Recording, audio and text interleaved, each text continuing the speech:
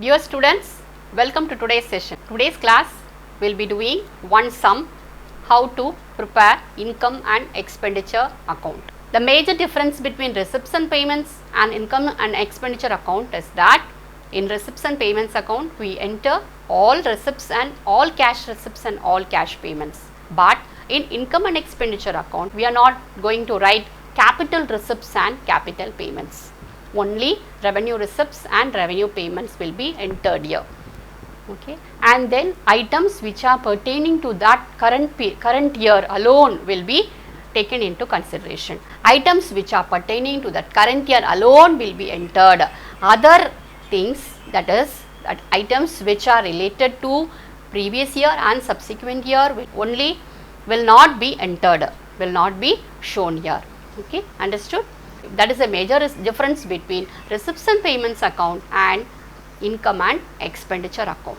So today we will do one sum so you can understand clearly.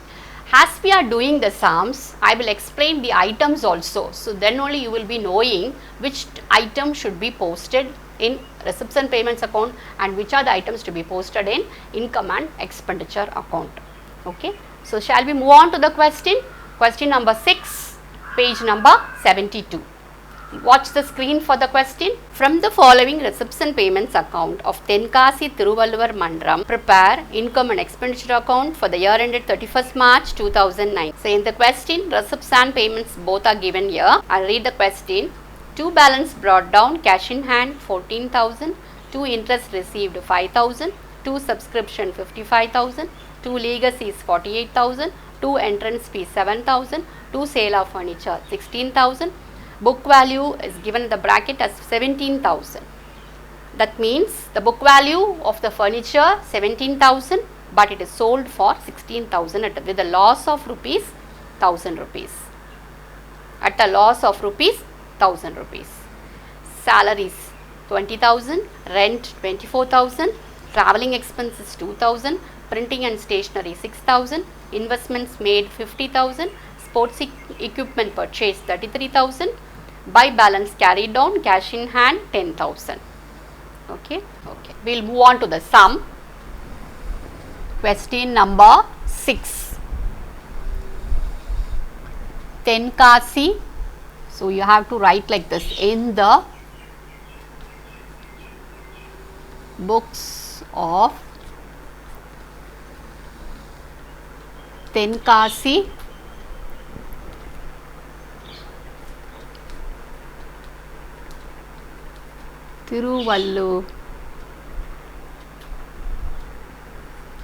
Thiruvalluvar Mandram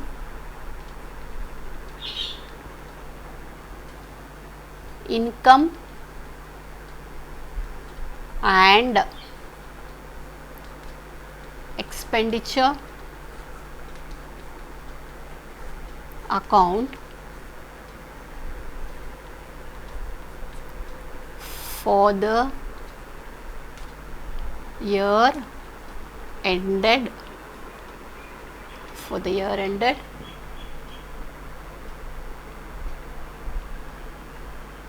31st March 2019. To say as income and expenditure, but expenditure should be written on the debit side because debit all expenses. So expenditure on the debit side. Don't make mistake, children. And income on the credit side. Income, expenditure, income. Okay. So this is the format. First write the name of the club or the organization in the books of Tenkasi Thiruvalluvar Mandram. Then write income and expenditure account for the year ended 31st March 2019. Then put the expenditures on the debit side and income on the credit side. Okay. Look to the question. First the opening balance is given. Opening balance we are not going to take. You exclude the opening balance. Then interest received 5,000. Interest received. What is that? It's an income. It's a receipt. It's an income. So by interest received 5,000. Subscription 55,000. subscription, that is also income. By subscription, it's a receipt, it's an income. Subscription, whatever you have received, put it on the income side. Next is legacy is 48,000. Now what is this legacy? Legacy. What is this legacy? Okay. First you should know the meaning of legacy.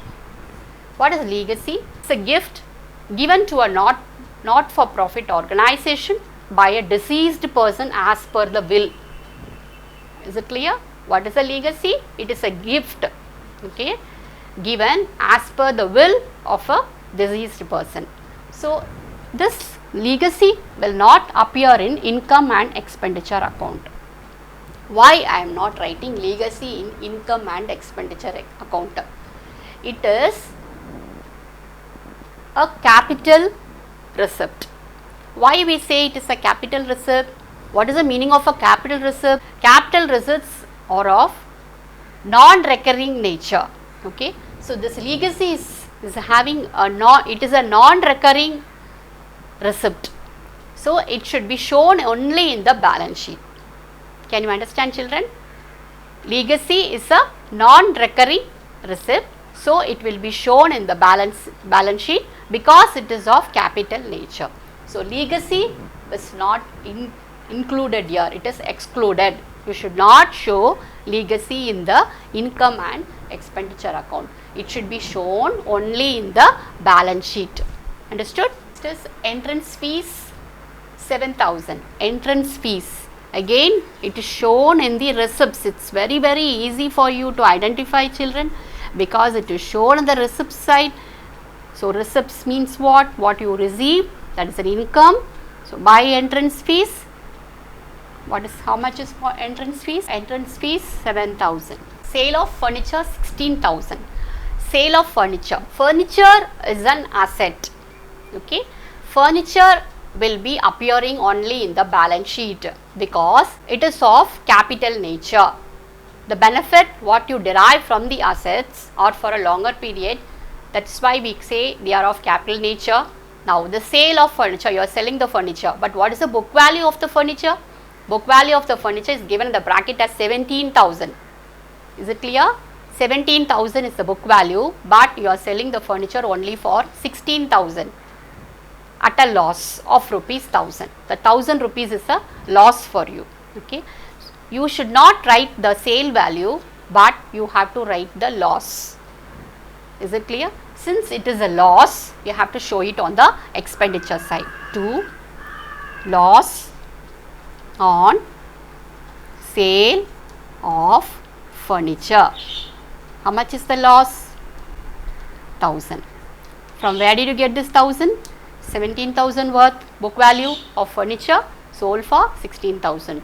So the difference 1,000 rupees is a loss. Suppose if you get a profit means, then you have to show it on the credit side. Is it clear? Next, go to the payment side. What is the first item there? Salaries, payments. So payments, so all the items which are appearing on the payment side, it's clear they are all what? They are all expenses. Okay. So first item is salaries 20,000. So write here 2 salaries, it is an expense, it's given on the payment side. So write it here 20,000. Next, rent 24,000. Again it is rent paid. So 2 rent 24,000, it's an expense.